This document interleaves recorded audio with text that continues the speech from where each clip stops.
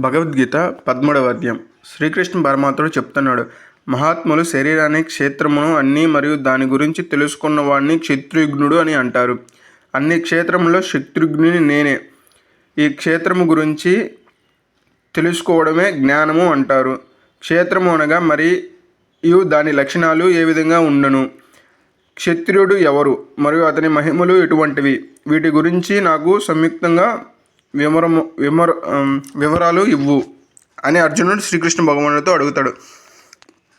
అహంకారం లేకపోవడం, ఆడంబరాలు లేకపోవడం, అహింస, క్షమించే గుణం, మానవాళి యొక్క యందు సమానత్వంగా ఉండడం, అత్యంత శ్రద్ధాభక్తులతో గురువుని పూజించడం, పెద్దల యొక్క శుభ్రత మరియు గౌరవించడం, తన మీద తనకు పూర్తి స్వాధీనం ఉండటం, మనసుకి ఆహ్లాదం ఇచ్చే విషయాలపై వైరాగ్యం, సంసార జీవనంలో దుఃఖం, దోషాలు చూడగలగటం, ఇల్లు కుటుంబంపై మమతానురాగాలు లేకపోవడం, ఎల్లప్పుడూ స్వభావంతో ఉండగలగటం, నాపై ఏక భక్తిని కలిగి ఉండటం, ఏకాంతముగా గడుపుటకు ఇష్టపడడం, ప్రాచీనిక విషయాలపై మనుషులపై ఆసక్తి లేకపోవడం ఇలా ఉంటుంది.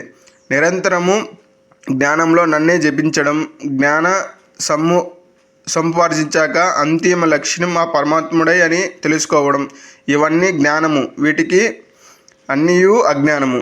భగవంతుడు ఇప్పుడు శ్రీకృష్ణుడికి జ్ఞానం గురించి, దేని గురించి తెలుసుకోవడమో దాని గురించి చెబుతున్నాడు. అదే పరమాత్ముడు. అతడు సర్వము వ్యాపించి ఉన్నాడు, చూడగలడు, వినగలడు, అయినప్పటికీ ఇంద్రియాలను అతీతుడు, గుణవంతుడికి అయినప్పటికీ గుణ భావనాలు కలిగి ఉండడు, అతి సూక్ష్మరూపుడై ఉన్న వలన తెలుసుకోవడానికి వీలు పడదు, విభజించుటకు వీలు లేనివాడు, తను ఏ ఒక్కరిని మాత్రం తెలుసుకున్నవాడు వెలుగుని ప్రస్తావిస్తాడు, ప్రతి ఒక్క హృదయంలోనూ సిద్ధుడై ఉన్నాడు. ఈ తత్వమును సమగ్రంగా తెలుసుకున్నవాడు నా భక్తుడు, నన్ను చేరుకుంటారు. ప్రకృతి మరియు పురుషుడు ఈ రెండు అనాదిపై ఉన్నవి. విక్రమములు గుణాలను వలన ప్రకృతి నుంచి కార్యకర్మలను, సుఖదుఖములను అనుభవించడానికి జీవితమే సరిపోదు. ప్రకృతిలో సిద్ధమైనవాడు పురుషుడు గుణములను అనుభవించుతూ జీవితం యొక్క జ్ఞానమును కారణం అవుతాడు. ఈ దేహంలో ఉన్న ఆత్మ పరమాత్మే.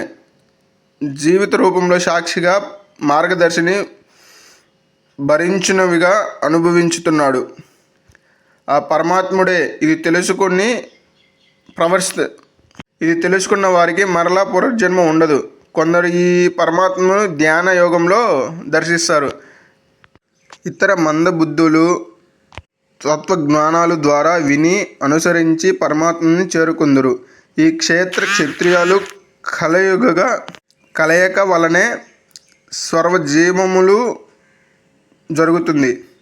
ఎవరైతే ఈ అశాశ్వతమైన సమస్త దేహమును శాశ్వతముగా సిద్ధమై ఆ పరమాత్మని చూడగలిగిన వారుందరో వారే నిజమైన జ్ఞానులు. ఎందుకంటే సమస్త ప్రాణుల్లో సమసిద్ధితో ఉన్న ఆ పరమాత్మని స్వభావంతో చూసేవాడు ఆత్మహితుడు కాడు. అందువలన అతను పరమాత్మని పొందుతాడు. సకల కర్మలు అన్ని విధములుగా ప్రకృతి ద్వారానే జరుగుతున్నాయి, ఆత్మ ద్వారా కాదు. ఇది చూడగలిగిన వాడు, నిజంగా చేసేవాడు పరమాత్మని చేరుదురు. ప్రాణాలన్నీ ఒకే పరమాత్మ యందు సిద్ధుడై ఉన్నాయని తెలుసుకున్నవాడు మరణక్షణం ఆ వ్యక్తి పరబ్రహ్మని అందుకుంటాడు. పరమాత్మ దేహంలో సిద్ధుడై ఉన్నప్పటికీ అతను ఎట్టి కర్మలను చేయడు. ఒక్క సూర్యుడు మొత్తం ప్రపంచానికి వెలుగు ప్రసాదిస్తున్నట్లు ఒక్క ఆత్మ మొత్తం క్షేత్రాన్ని ప్రకాశింపజేయగలను. ఎవరు తమ జ్ఞాన నేత్రములో క్షేత్రములో క్షత్రియులుగా మధ్య వ్యక్తిత్వాన్ని చూడగలరో ప్రకృతి అంశాల నుండి విముక్తి పొందుతారు. అటువంటి మహాత్ములు ఆ పరమశివుణ్ణి చేరుకుంటారు. ఆయన అన్ని క్షేత్రములో క్షత్రియుడు. ప్రకృతి నుండి వచ్చిన 24 ఉద్భవాలు. ఈ సిరీస్ మీకు నచ్చినట్లయితే సబ్స్క్రైబ్ చేయండి ఫ్రెండ్స్.